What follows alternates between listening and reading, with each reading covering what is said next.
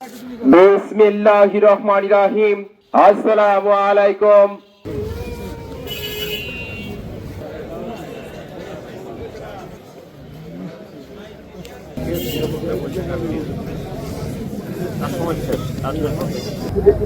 শ্রীমতী ঝিনাইগাতীর অত্যন্ত জনপ্রিয় নেতা আমাদের প্রিয় রাহবার বাদল ভাই হঠাৎ করে আমাদের ছেড়ে চলে গেলেন।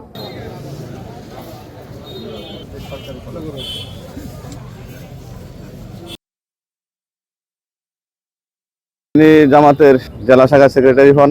এইবার তিনি জাতীয় সংসদের শেরপুর আসনের এমপি প্রার্থী হন।